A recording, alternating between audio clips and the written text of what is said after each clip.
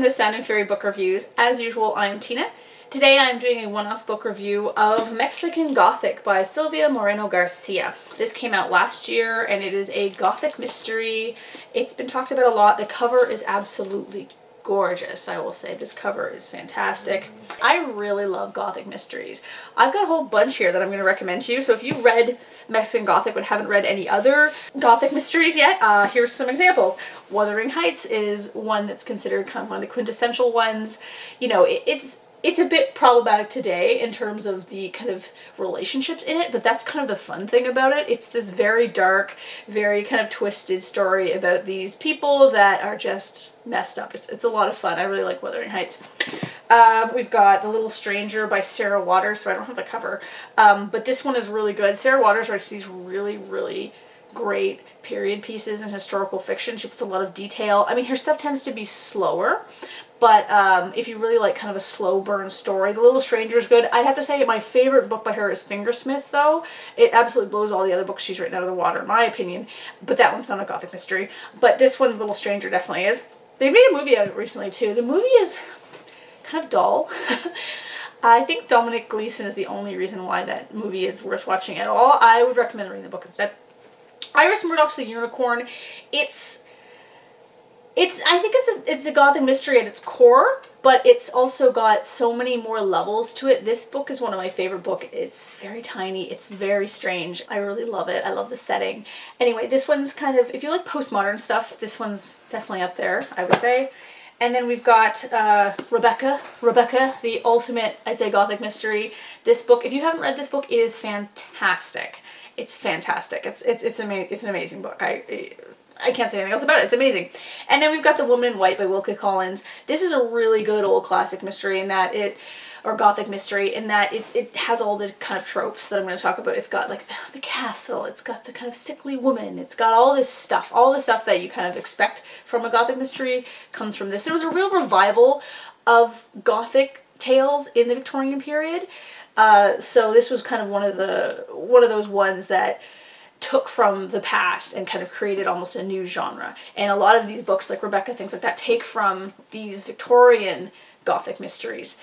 But yeah, the Woman in White is fantastic. It has a very interesting narrator that we don't usually get in Victorian novels. So I highly recommend The Woman in White. If you haven't read any classics before, it's really good and it's really engaging, and it's told through letters and things with epistolary. It's an epistolary novel, so it's got kind of that going for it. It's a bit more interesting than just the typical kind of Victorian narration. It's a bit more modern. I think it's actually from the late 1800s, like the late 1890s, I think.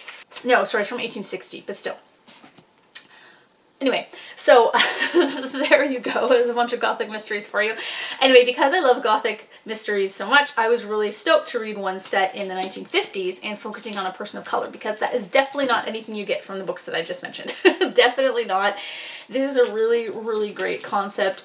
I wanted to read this earlier, but I had to wait for my library to give it to me. So, this novel, this review will not contain any spoilers, except at the end when I will clearly say that there are spoilers, because obviously I want to talk about the mystery, but I'm not going to spoil it for you.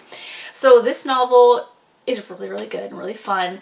It envelops you in the mystery from the first page and keeps you enthralled until the very end. I read it in a couple days.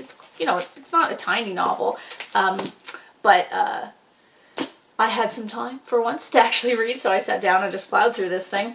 It's about this woman named Noemi Taboada, who is kind of a socialite in Mexico in the 50s. She receives her father receives this letter from her newlywed cousin begging for someone to save her from this unspecified kind of danger that lurks in the house that she's living in with her new husband. So the father forces Noemi to go to this place called High Place, which is, a distant house in the Mexican countryside. The house is foreboding, as it would be. It's a Gothic mystery. Her cousin's husband's a very cold, aloof man, and the other members of the household are very strange. It's not long before Noemi starts to experience some very strange stuff, including strange dreams and bizarre situations, and that's kind of where the story kind of starts. So the novel's really good in that it balances tropes of the genre while also giving it kind of a new life. you know, we have the secluded mansion, we have the sickly wife, we have the heroine, we have the ghostly apparitions, the undercurrent of sex, and, you know, the stoic handsome man of the house. Gothic mysteries rely on tropes to be Gothic mysteries, because if not, they're just ghost stories, basically. So I really liked how this one kept to the genre. Unfortunately, I wasn't particularly interested in the mystery's resolution. Gothic mysteries always have an element of the supernatural, and yeah, I'm not going to spoil anything or anything like that, so I'm going to talk about that later. But I'm just going to say that the ending didn't do much for me. I really liked the characters. Noemi is this spoiled little rich girl, but she's not annoying, you know, like sometimes that character can be like too cliche, but she wasn't cliche. She was smart, and she's tough, and she's resilient. Her choices for the most part in the novel make sense. You know, she doesn't change much over the course of the novel, but she is likable. I liked her. I did care about her, and I did want her to succeed. So for me, that's a likable character. The worst is when you get a character and you just don't care, because then you're not involved. And so yeah, I definitely cared about her. The other characters were interesting, but I wish the novel had been longer and more drawn out so we had more time with them. Like, we only have a few instances with some of the characters, and there was sexual tension kind of with another that was cute, but it felt very flat to me. I didn't really understand the temptation from one side of the situation. The novel didn't feel rushed to me, but it could have been a lot longer, and I probably would have liked it more. I found the last third moved far too quickly, and I really preferred the slower tone of the first half. I know there's some reviews. I mean, I usually check out other reviews after I craft my own, just to see if maybe I'm completely wrong on something, or if I missed something, because sometimes that happens. And a lot of people were complaining about how slow they found the first half, and I'm like, that's a Gothic mystery. It's supposed to build slowly. Oh my god. I mean, that's a valid critique if you're not used to reading this kind of stuff, but I wished it had stayed that pace and stayed slower. I also like slow burn novels, so that's fine. I also didn't find the novel particularly scary. Then again, Gothic novels are more about kind of the ambiance and the tone than jump scares, and I definitely felt it kept up a good malevolence throughout, but I wasn't scared while reading it. I wasn't reading with my eyes like wide open, like what's gonna happen. So when it came to the writing, I mean, I found it was really easy to read and easy to engage with. I just found that it was overly flowery, and there were so many metaphors that it was distracting at times. I mean, certain metaphors were really good, but there was others that just kind of felt forced. Like there was one where they were describing a greenhouse, and she says that, you know, something about, you know, neglect had flourished, and talked about plants, and I was just like, it felt like it was trying too hard sometimes to like retain kind of a Gothic style. So I was like, no, you don't need that kind of language to fit kind of the tropes of the genre.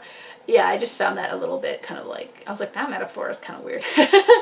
I mean, overall though, Mexican Gothic is definitely worth the read if you love Gothic mystery, even if you just like mystery, if you like period pieces. It's really fun. I really enjoyed it. I'm giving it a 4 out of 5 stars. And I recommend it, as I said, to people that love Gothic mystery. And yeah, you know, check out the other ones I talked about if you haven't. They're all really good. I'm going to talk about the mystery here because I think I have to. So this is a spoiler. Stop now, and thank you for watching if you haven't read this book. So, when we find out it's the mushrooms all along, I was like, really? I was hoping for something a bit more psychological than brain-controlling hive mind mushrooms. I mean, and I've seen this before, this concept of mushroom hive minds controlling things, because of these books here. Finch by Jeff Vandermeer and The City of Saints and Madmen. Now, I'm obviously not saying that she did this intentionally, that she like read this and was like, oh, I like this. I mean, obviously like mushrooms are kind of creepy in and of themselves, and you know, they do spread, they are a fungus, that kind of thing. It got almost too supernatural in that vein, and I was kind of like, I wish it had been something with like a slight bit of a ghost or a slight bit of that, and then a bit more about a psychological issue. Like when it turned out it was just the mushrooms, I was like, okay, well, you know what destroys mushrooms? Fire. And we get the big house fire. I mean, the big house fire is a trope too, or the house falling down or something like that is a trope of the genre too, but I guess it worked. I guess I just wasn't overwhelmed by the whole mushroom twist.